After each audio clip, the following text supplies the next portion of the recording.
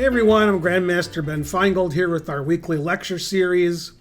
Today's lecture is on an unusual topic, which is what I like.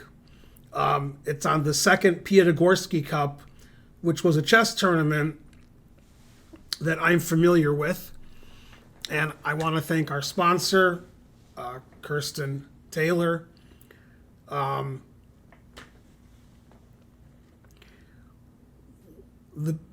Piatigorsky Cup, in fact, I'm just going to read the first couple of paragraphs from Wikipedia, which I usually don't do. I usually gloss over it, but it's pretty specific. Was a triennial series of double round-robin Grandmaster chess tournaments held in the U.S. in the 1960s, sponsored by the Piatigorsky Foundation. Only two events were held in 63 and 66. We are going to discuss the 66 tournament, which was the second one, which featured none other than world champions Boris Spassky, Tigran Petrosian, and Bobby Fischer. Although Fischer and Spassky hadn't been world champions yet, but I think it was pretty clear that they would be. The Piatigorsky Cups were the strongest U.S. chess tournaments since New York 1927. When I was a kid, I had a book on New York 1924, which had the big three, Alekhine, Capablanca, and Lasker. New York 27 also had the top players in the world. Now, typically, when you think of patrons or sponsors, especially, 65 years ago, you're thinking men usually. But as I've been explained in my lifetime, Jacqueline Piatigorsky, the wife of Gregor Piatigorsky, and her maiden name is Rothschild. She was the breadwinner. She was the one with the money. Although he was a famous cellist, but she was the one that played chess, sponsored chess, was a patron, and organized the chess tournament. And he's a famous cellist. So this was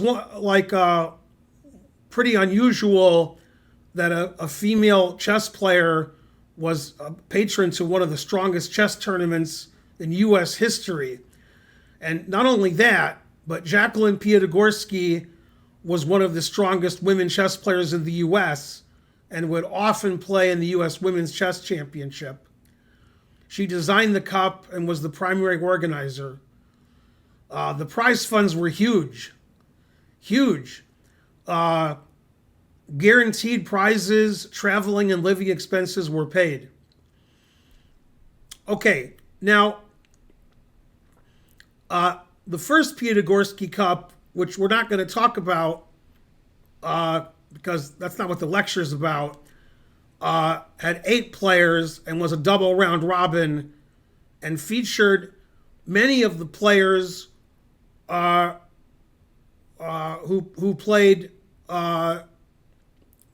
in the second Piatigorsky Cup, including world champion Petrosian and Miguel Najdorf and Reshevsky and so forth.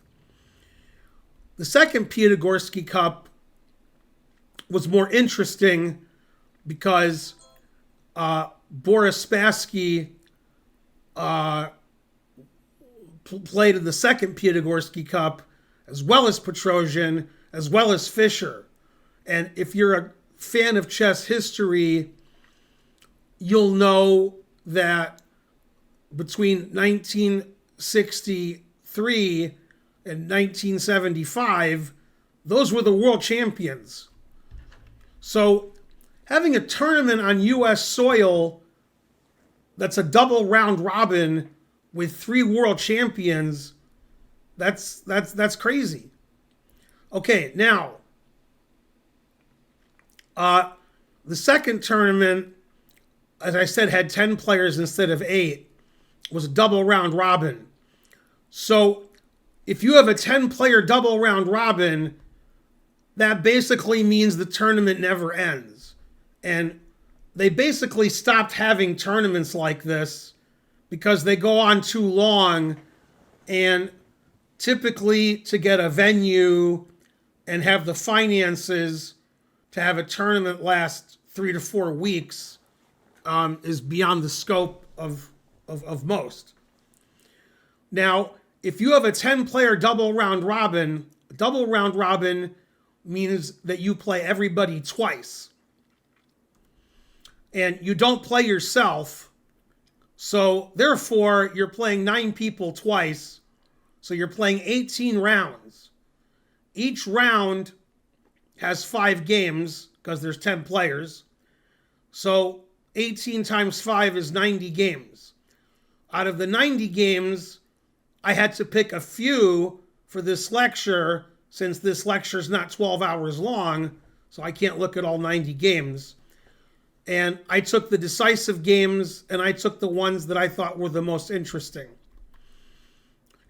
You can read the Wikipedia article here. First prize was $5,000, which in 1966, I think is about $1 billion today. That's an incredible amount of money in 1966. And that was just first prize. The prize fund was $20,000.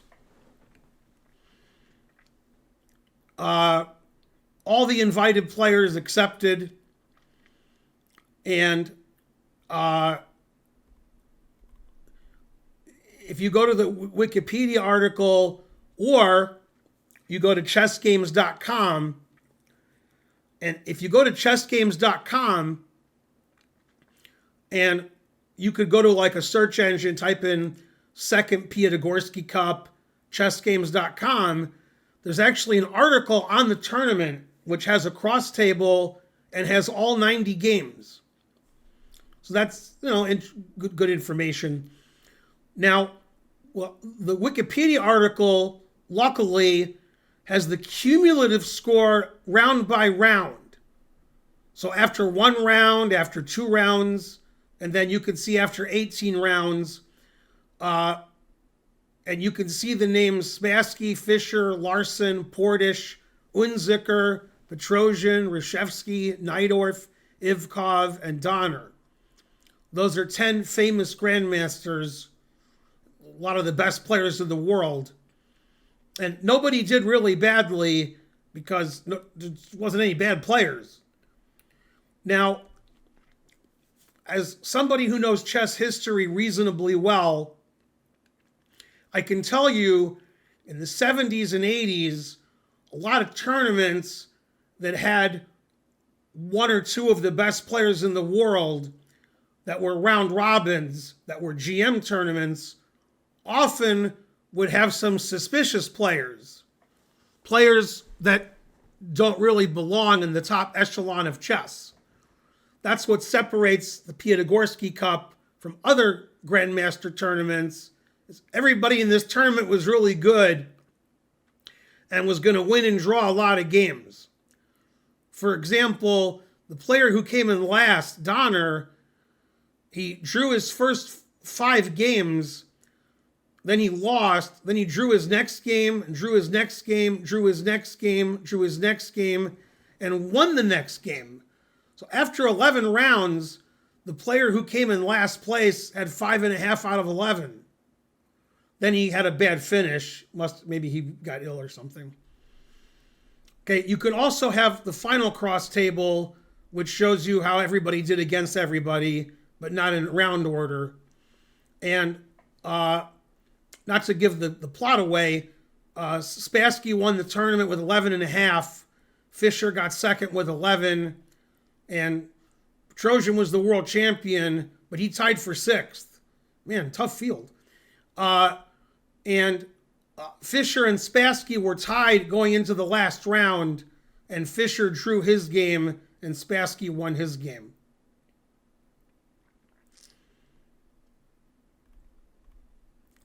And so you can see all that information on the internet, on Wikipedia, on chessgames.com. These were the best players in the world playing in a double round robin in the US in the 60s. It's a one of a kind, except there were 2 of them because the same sponsor. But even nowadays, the only comparable events are from the Sinkfield family in St. Louis, who have, incredible amounts of money, so they can bring players like this to the US. Otherwise, we still don't see this.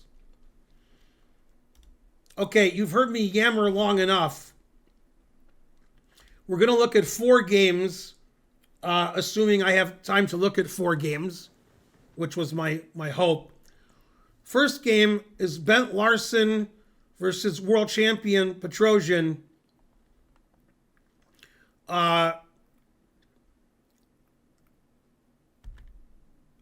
Petrosian played the Sicilian, and they played an accelerated dragon with g6.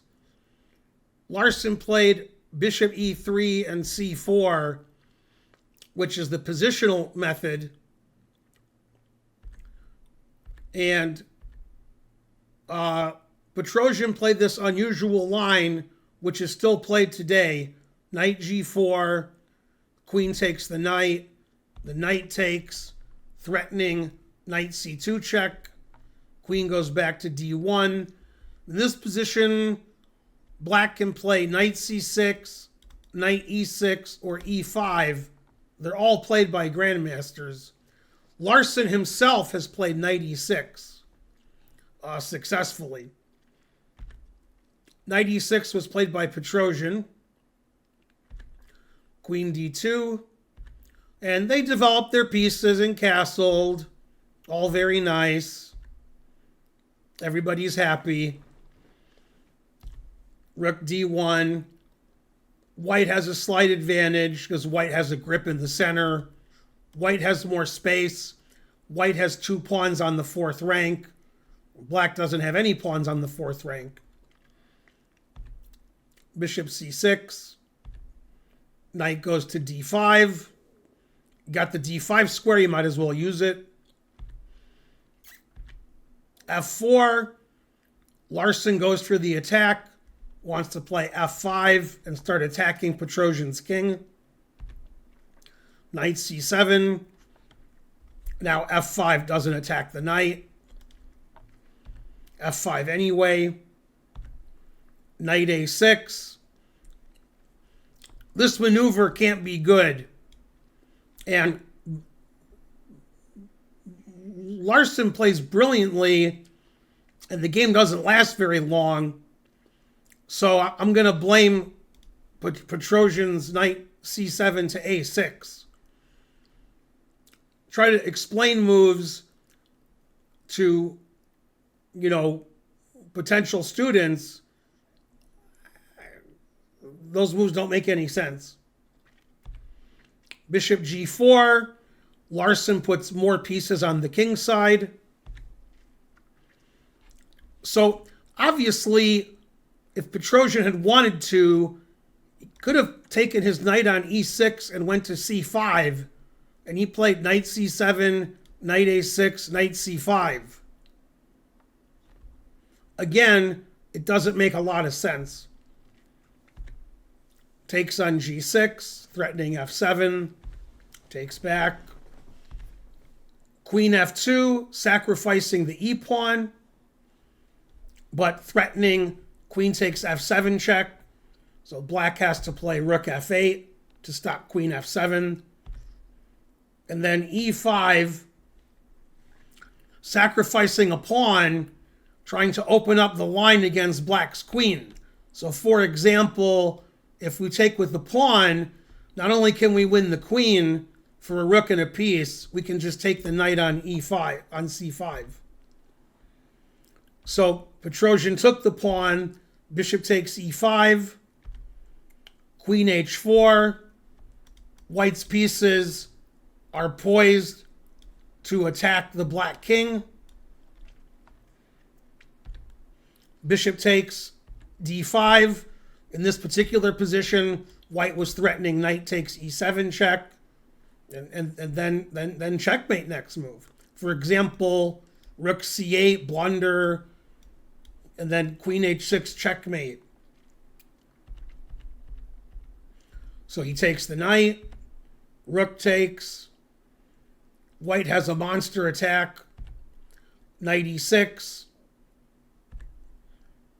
rook f3, and in this position, Petrosian, who played knight c6, knight d4, knight e6, knight c7, knight a6, knight c5, knight e6. I wonder who won the game. Played the move bishop f6. This is the losing move.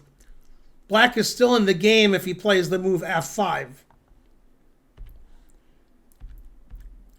Now there's a brilliant finish. Queen h6. Obviously, white wants to play rook h3 and give checkmate down the h-file. Bishop g7. Now Larsen made the move that obviously Petrosian had missed. And this is what makes this game brilliant. Queen takes g6, sacrificing the queen. Petrosian played knight f4, not taking the queen. Taking the queen is similar to the game. Bishop takes knight check. If the king moves to the h-file, rook h3 check, bishop h6, bishop takes h6, and we're threatening bishop takes rook checkmate. If the rook moves, bishop f8 is still checkmate. Black's king is not doing so well. Petrosian declined the sacrifice, played knight f4, trying to throw a monkey wrench in there. Bishop e6 check, same ideas. Rook takes f7.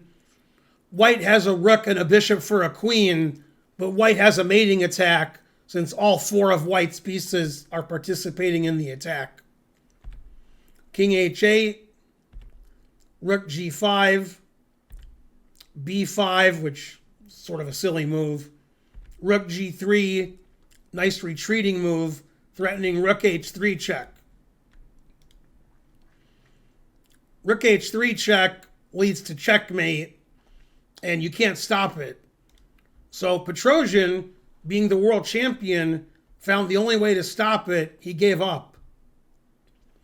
And when I was analyzing this game earlier, someone on the internet pointed out Black did not move his queen this game, and I noticed Black didn't move his rook this game.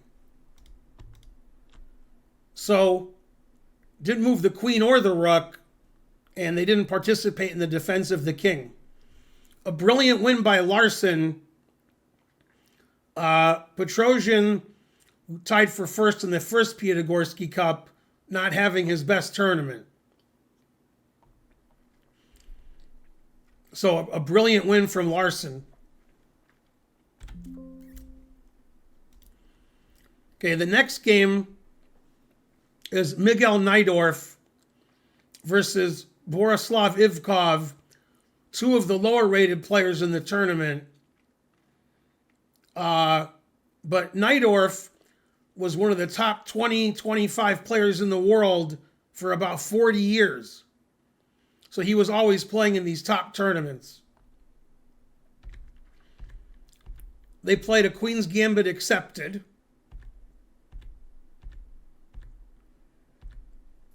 Bishop g4 is an old line, which isn't played much nowadays.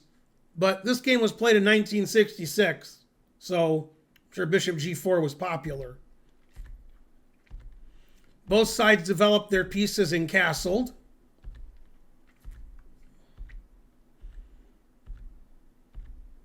Okay, so everybody has all their minor pieces out. Everybody's castled.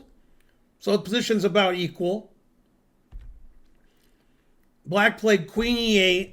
Black wants to play e5 and attack the center. And black played e5 and attacked the center. White played d5, attacking the knight. Knight b4. Now, white sacrificed a pawn by playing the move knight c4. If white doesn't want to sacrifice a pawn, white can play e4. Probably white didn't play e4 because black plays knight c2, attacking the rook, and then the knight has this really nice d4 square, attacking the queen. So Najdorf sacrifices a pawn in the center, and then he tries to win it back. Najdorf's attacking everything.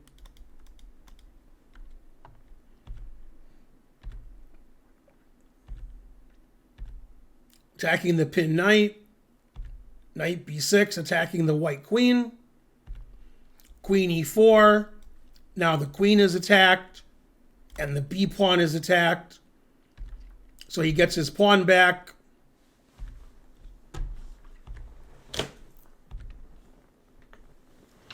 Now, when I analyzed this game earlier, I thought there was a typo in the move that white played here because the tactic is so complicated that I got confused. Maybe I'm easily confused.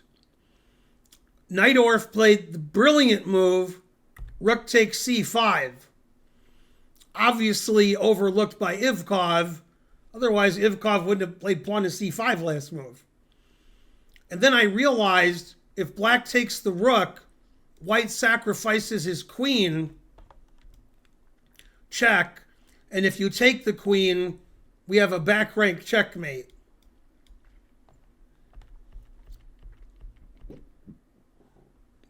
So Ivkov obviously overlooked rook takes c5. Now, white is a pawn ahead, and white's threatening e5 pawn also. So he played f6, defending his e pawn. People in 1966 didn't know about never play f6, since I wouldn't be born for 3 years. So they have a good excuse. Rook takes rook, rook takes rook, queen takes a6, white's 2 pawns up, black gets counterplay with rook c2, and Najdorf ends the game brilliantly by playing the move queen to b7. This also confused me momentarily, and then I realized white's threatening checkmate, and white's 2 pawns up for nothing. So if somebody's threatening checkmate against you and they're up 2 pawns, that's double bad. There's nothing good about that. So the most obvious move is to make Luft, h6 or h5, so when the rook comes down with check, the king has an escape square. Unfortunately, black can't do any of that because queen e4 check wins the rook.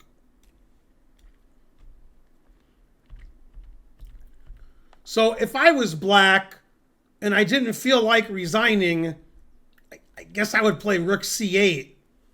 But I just played rook c8 to c2. So now white's 2 connected passed pawns up, and white has a safer king, and white can start pushing past pawn. So instead of rook c8, Ivkov resigned. A brilliant win by Najdorf, which was spearheaded by the move rook takes c5. sacrificing the rook, sacrificing the queen, and then ending with mate. So Ivkov didn't do that, but that was the tactical justification.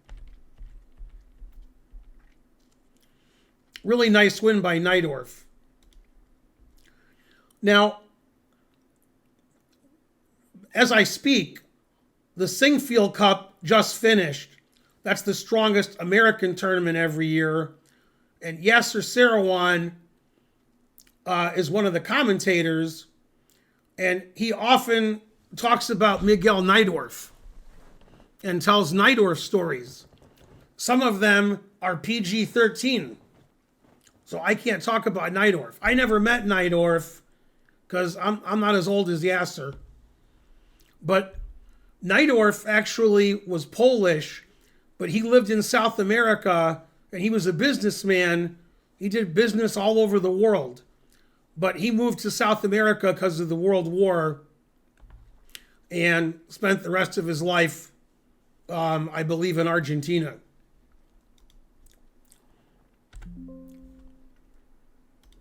Except when he was playing chess in California. Okay, the next game, I have to flip the board. This game I've seen before.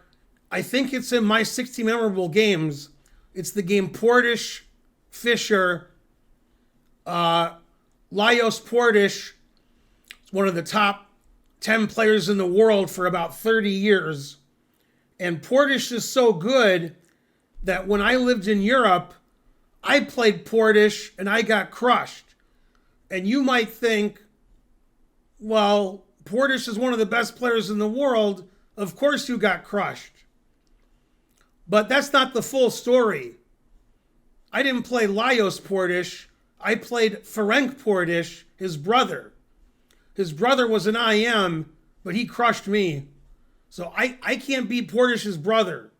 So imagine how I do against the real Portisch. Unlike a lot of the players from the Piatigorsky Cup, and by a lot of the players,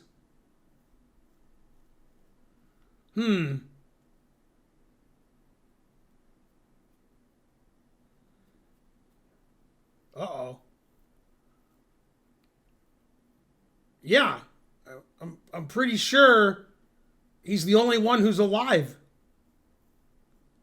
He is alive.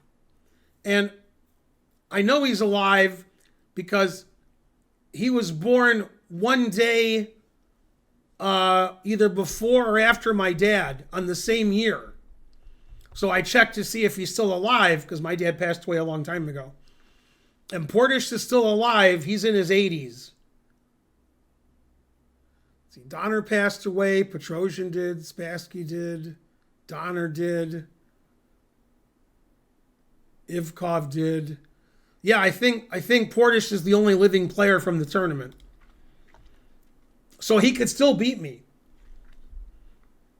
Okay, so they played a Nimzo Indian. For those of you who are interested in Chessable, I have a Chessable course on the Nimzo Indian. So maybe I even mentioned this game.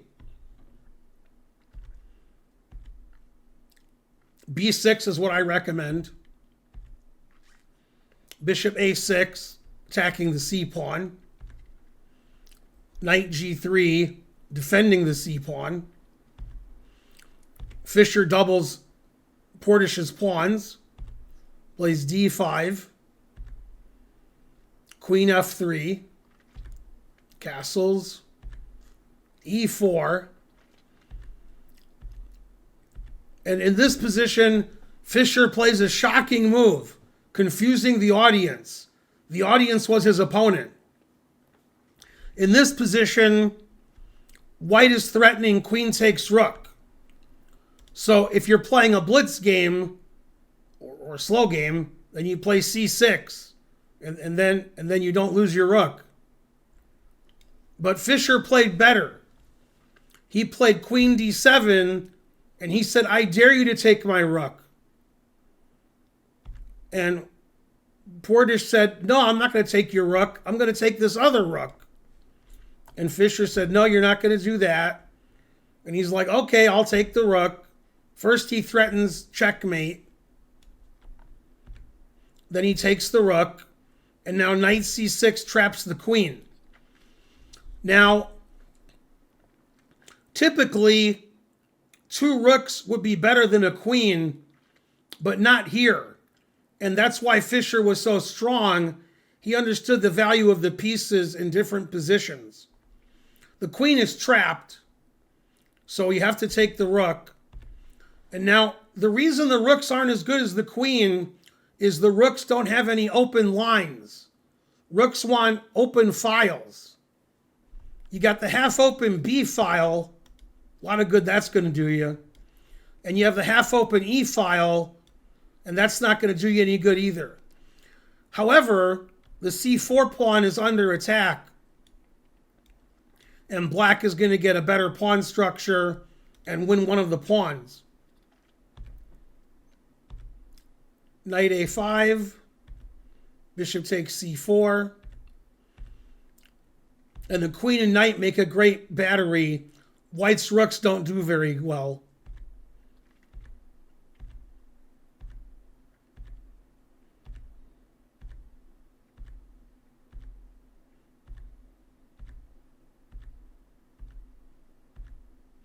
White's bishop is trapped in the center of the board.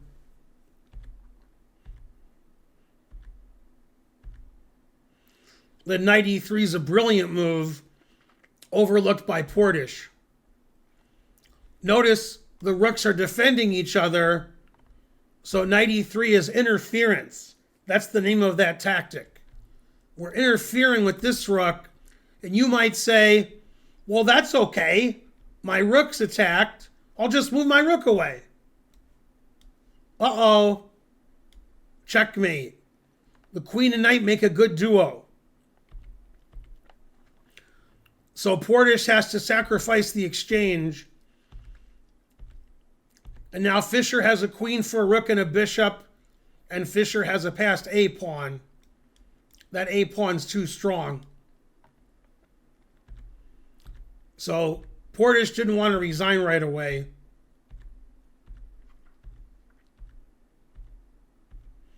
And then he decided to give it up here because this pawn is too strong and this bishop can't really stop the pawn.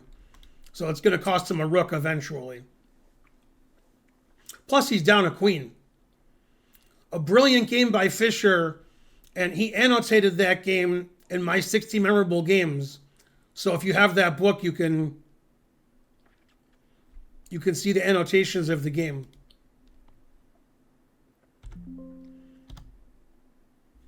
Oops.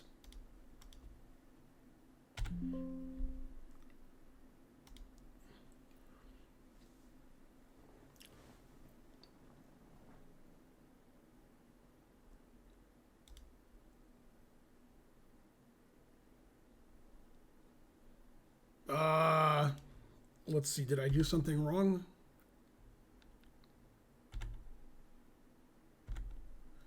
Okay, I did do something wrong.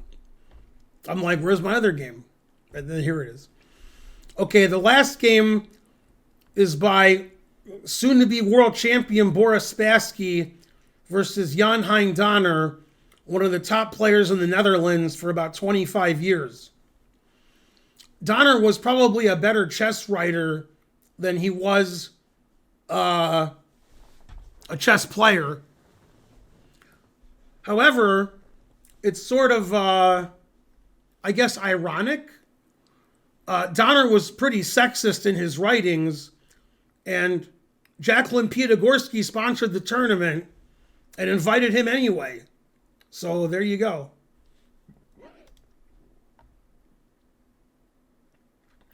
Yeah, Donner definitely, his chess writings were more than PG-13. They were rated R. There's a book about Donner called like The King, but it's in Dutch, so it has a Dutch name. I don't know if there's an English translation, but there might be.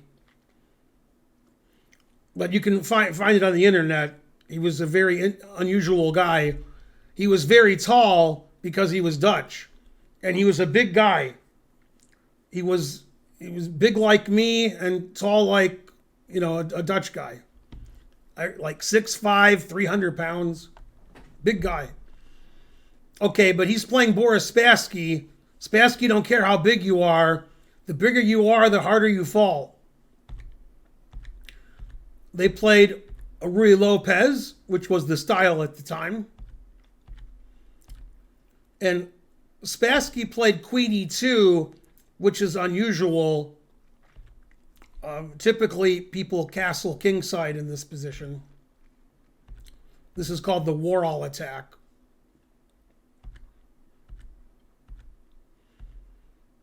Typical Ruy Lopez kind of play. This is like a Marshall Gambit, except white's played Queen E2 instead of H3. Or instead of Rook E1, I should say.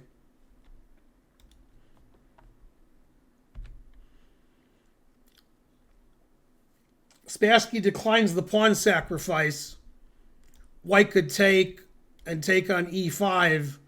Black gets good compensation for a pawn because white's development on the queen side, well, there is no development on the queen side. So these pawn sacrifices are usually very reasonable. Spassky wanted to play slower. He's played D3.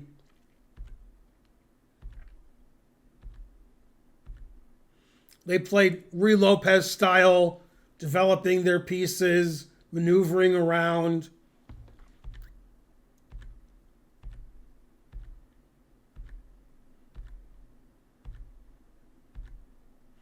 Spassky plays in the center with D4. Boris always liked to put his pawns in the center, D4 and E4. And with black, D5 and E5.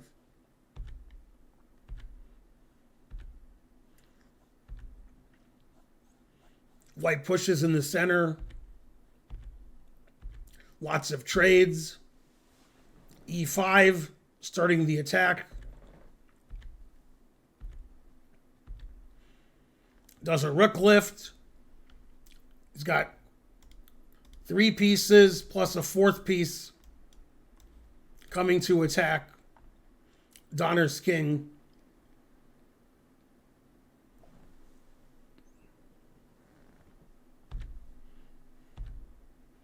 Donner trades pieces because he's getting attacked.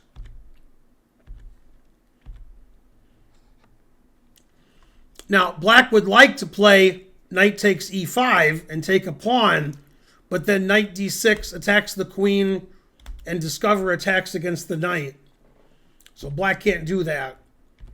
So he played queen C7. The knight hops into D6. Great square for the knight.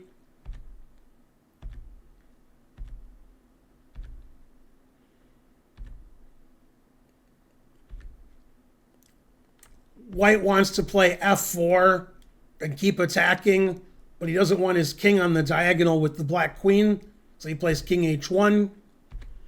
Then he plays F4.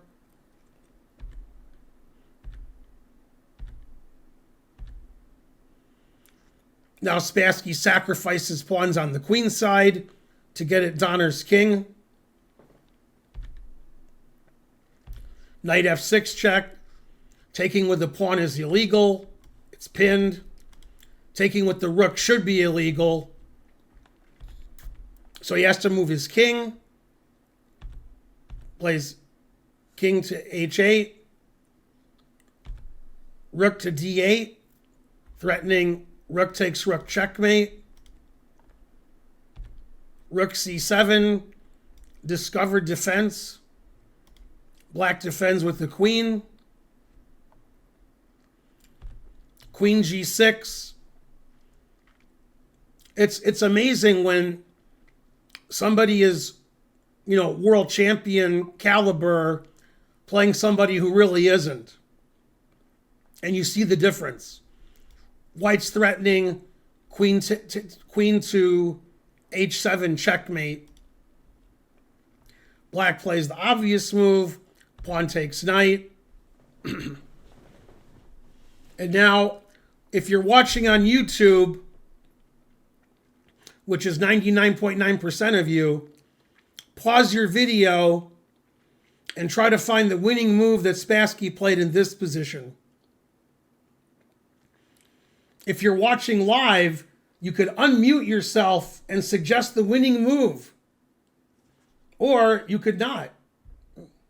Queen takes f6? Queen takes f6.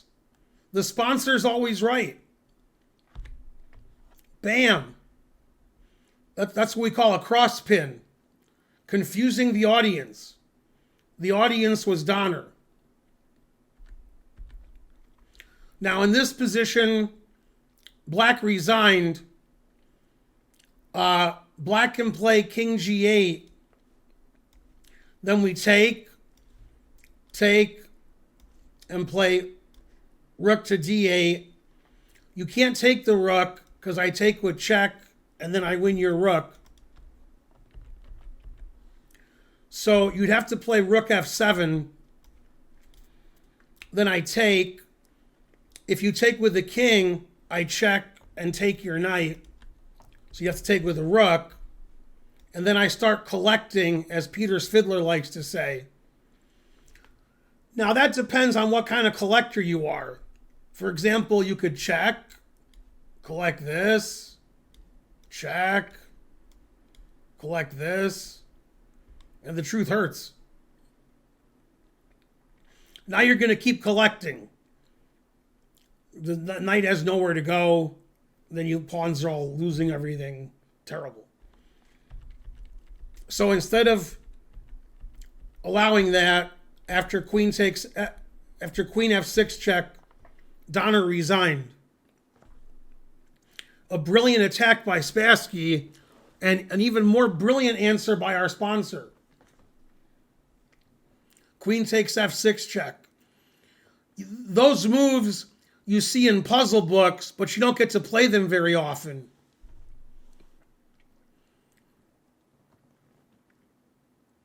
A brilliant win by Spassky, securing first place in the tournament.